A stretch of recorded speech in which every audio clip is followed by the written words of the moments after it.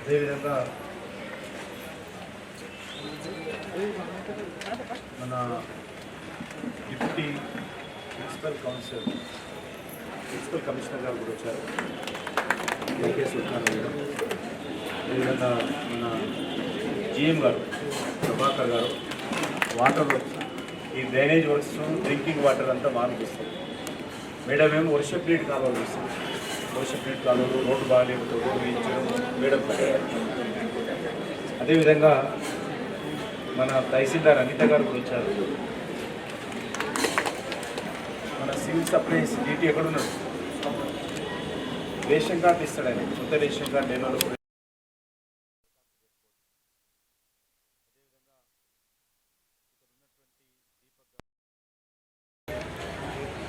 రాజశేఖర్ గారు, ప్రేమ్ కుమార్ గారు, గురురామ్ గారు, కవిత గారు, చాలామంది మావాళ్ళు ఉన్నారు.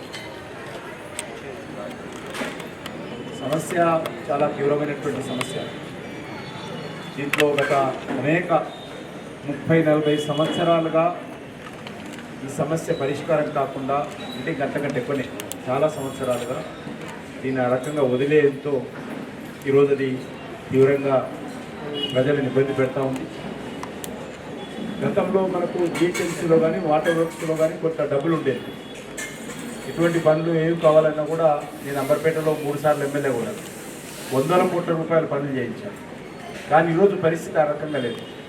ఈరోజు వీధి లైట్లు కాలిపోయి 8 నెలలు 9 నెలలు అయినా కూడా ఆ బల్బుల ప్లేస్లో కొత్త బల్బులు పెట్టడానికి డబ్బులు లేవు జిహెచ్ఎంసీ దగ్గర. అది పరిస్థితి. ఇంత దుర్మార్గంగా ఈరోజు జిహెచ్ఎంసీ తయారైంది. దానికి కారణము నిధుల కొరత. ప్రభుత్వము మన హైదరాబాద్ నుంచి బాగా రెవెన్యూ వస్తుంది, కానీ 30% జనాభా హైదరాబాద్లో ఉంటుంది.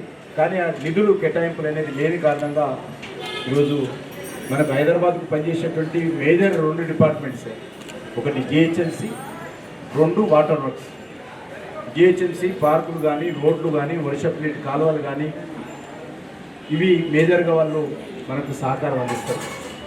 వాళ్ళు చేయాల్సినటువంటి రెస్పాన్సిబిలిటీ జిహెచ్ఎంసీని. అందుకే డిప్యూటీ మున్సిపల్ కమిషనర్ గారు వచ్చారు ఈరోజు. అదేవిధంగా water works, drinking water, drainage వ్యవస్థ, వాటన్నిటిని కూడా చూడాల్సినటువంటి బాధ్యత హైదరాబాద్ మెట్రో వాటర్ వర్క్స్. ఈ 2 డిపార్ట్మెంట్స్ ఈరోజు నిధుల కారణంగా ఇబ్బందులు అవుతుంది. అరాకొరా వాళ్ళ సాలరీస్, చిన్న చిన్న పనులు చేస్తూ ఉన్నారు. కాంట్రాక్టర్స్ వాళ్ళు చెప్తే వాళ్ళు వచ్చే పరిస్థితి కూడా, ఎందుకంటే పనులు చేస్తే కూడా వీళ్ళు సకాలంలో డబ్బులు ఇవ్వరని కాంట్రాక్టర్స్ కూడా ముందుకు రానటువంటి పరిస్థితి కూడా ఉంది. కాబట్టి ఈరోజు తప్పకుండా హైదరాబాద్కు మరి కనీస సౌకర్యాలు మెరుగుపరచాలంటే ప్రభుత్వం నుంచి నిధులు కావాలి. తప్పకుండా నేను ఇప్పటికీ మరొకసారి ముఖ్యమంత్రి గారికి, అదేవిధంగా చీఫ్ సెక్రటరీ గారికి నేను స్వయంగా చెప్పాను, మళ్ళీ వారిద్దరు కూడా చెప్తాను. దయచేసి ఈ యొక్క సమస్యలో మన సహకారం కూడా ఉండాలి. అంటే మన బస్తీలే కాదు, హైదరాబాద్ సిటీ సహకారం. రోడ్ల మీద ప్లాస్టిక్ వేయడం, ఇప్పుడు చూశారు మీరు, పెద్ద పరుపే వచ్చిందన్నమాట. ఆ రకంగా ఎంత పెద్ద లైన్ వేసినా కూడా ప్రజల సహకారం లేకుండా ఏ వ్యవస్థ కూడా ముందుకు సాగదు. ఈరోజు మనము డ్రింకింగ్ వాటర్ వస్తుంది. డ్రింకింగ్ వాటర్ కొంతమంది ఓపెన్ ఉంటాయి, అవసరం అయిపోయిందంటే ఇంత వాటర్ పట్టుకున్న తర్వాత దాన్ని క్లోజ్ చేయాలి. కారణంగా వాటర్ రోడ్డు మీద వెళ్తుంది. ఈ వాటర్ రావాలంటే నాగార్జున సాగర్కి తీసుకొస్తాం. మనం నాగార్జున సాగర్ నుంచి తీసుకొచ్చి ఇక్కడ మన ఇంటికి వస్తున్నదంటే దాన్ని మనకు అనుకూలంగా వాటర్ కూడా వాడుకోవాలి. అది లేకపోతే ఇబ్బంది అవుతుంది. కాబట్టి ప్రజల సహకారం కూడా ఉండాలి. ప్రభుత్వ అధికారులు కూడా కొంత బాధ్యతగా, మరి అంతా ఒకసారి చేయకపోయినా కొంత రిలీఫ్ ఇచ్చుకుంటూ దీన్ని శాశ్వత పరిష్కారం చేయాల్సినటువంటి అవసరం. కాబట్టి నేను ఇప్పటికే జిహెచ్ఎంసీ కమిషనర్తో మాట్లాడాను. అదేవిధంగా కొంత రోడ్డు కట్టింగ్ పర్మిషన్ కావాలంటే కూడా police commissioner, joint police commissioner traffic తోటి కూడా మాట్లాడాను.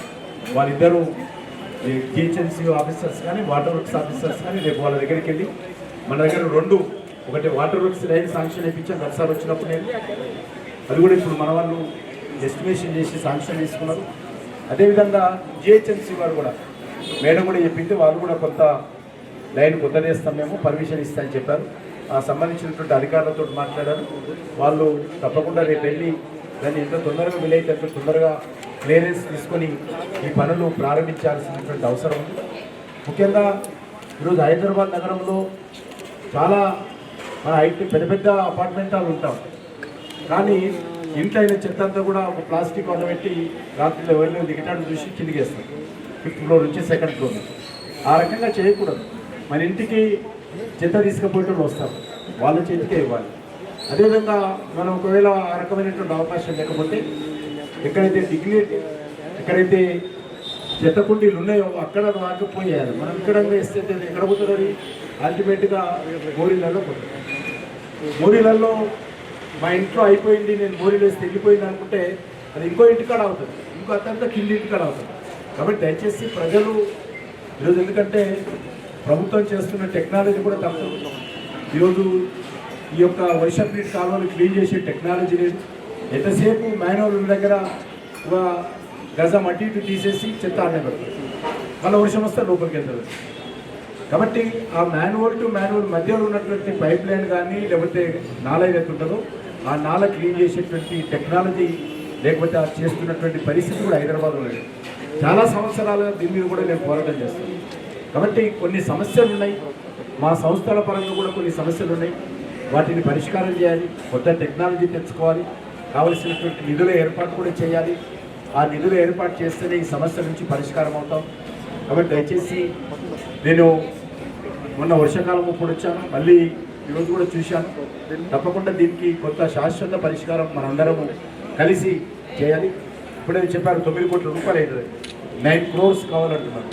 9 crores ఒక బస్తీకి పెట్టాలంటే వాళ్ళ మనసు ఒప్పుకోదు, అంత డబ్బులు కూడా లేవాలి. అయినప్పటికీ తప్పదు.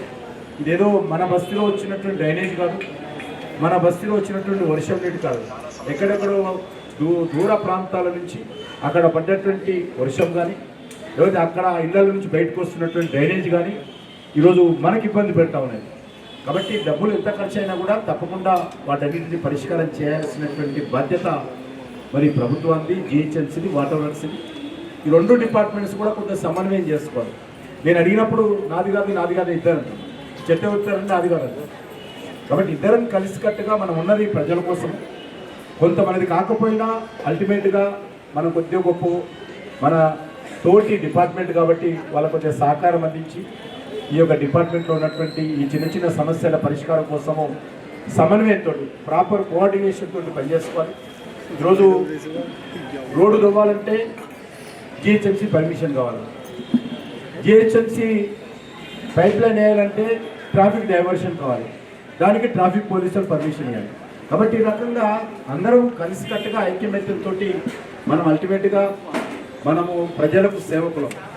కాబట్టి మనకు ప్రజల యొక్క పన్ను కట్టిన ద్వారానే మనకు సాలరీస్ వస్తాయి, నాకు కానీ నీకు కానీ.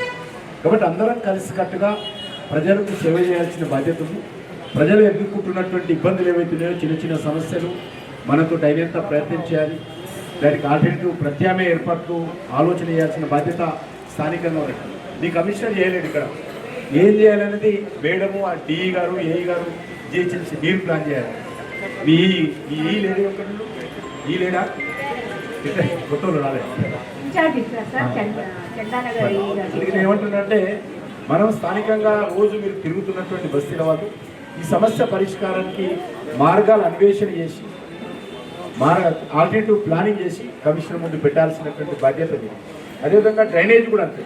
ఈ డ్రైనేజ్ సమస్య మొత్తం మీరు స్టాక్ వాటర్లో కలుపుతున్నారు, లేకపోతే ప్రజలు కూడా కలుపుకుంటారు. ప్రజలు కూడా ఏంటంటే మన ఇంట్లో వెళ్తున్నటువంటి డ్రైనేజ్ నీళ్ళు మనము డ్రైనేజ్ పైప్ లైన్లో కలపాలి తప్ప వర్షం నీటి కాలువల్లో కలిపినాం. అంతటా ఇప్పుడు చూసాం, అదే మేజర్ సమస్య. వర్షం లేనప్పుడు కూడా వర్షం నీటి కాలువల్లో నీళ్ళు పంపుతున్నదంటే దానికి కారణము డ్రైనేజ్ పైప్ లైన్ని కూడా అందులో కలుపుతున్నాం. వాళ్ళు పట్టించుకోరు, వాళ్ళు పని వాటర్ వర్క్స్ ఎట్లుంటే పని అయిపోయిందని అనుకుంటారు, ఏదో ఒకటి పోతుంది కదా మా పీడ పోయిందని అనుకుంటారు. కానీ అల్టిమేట్గా చాలా పర్మనెంట్గా ప్రజలకు ఈరోజు కాకపోయినా ఇబ్బంది అనేటువంటిది ఇప్పుడు చూస్తున్నాం. బస్తీలలో వస్తుంటే మనం ఆడ బురదకాడ చూసినాం, ఎంత డ్రైనేజ్ వాసన. మనం కొద్దిసేపు నిలబడాలంటేనే ఇబ్బంది అయితే వాళ్ళు 365 రోజులు మరి 24 hours అదే బురదలో వాళ్ళ ఇంటి దాటిపోవాలా, ఇంటి గేట్ దాటాలన్నా, ఇంటి నుంచి బయటికి రావాలన్నా, పిల్లవాడు స్కూల్కి వెళ్ళాలన్నా, ఆఫీస్కి వెళ్ళాలన్నా, కూరగాయలు కొనుక్కోవాలన్నా బురదలో నుంచి నడుచుకుంటూ పోవాలి. కాబట్టి అల్టిమేట్గా ప్రజలకు రిలీఫ్ యాక్టివిటీ ఇవ్వాల్సినటువంటి బాధ్యత ఉన్నది. కాబట్టి ఆ దిశలో మీరందరూ కూడా ఆలోచించాలి. ముందుగా నేను మీ అందరి ముందు మన యొక్క వాటర్ వర్క్స్ జిఎం గారు ఉన్నారు, జనరల్ మేనేజరు, వారు ఇక్కడ ఉన్నటువంటి పరిస్థితి మీద వివరించి ఏం చేస్తారో చెప్పాల్సిందిగా కోరుకుంటున్నాను.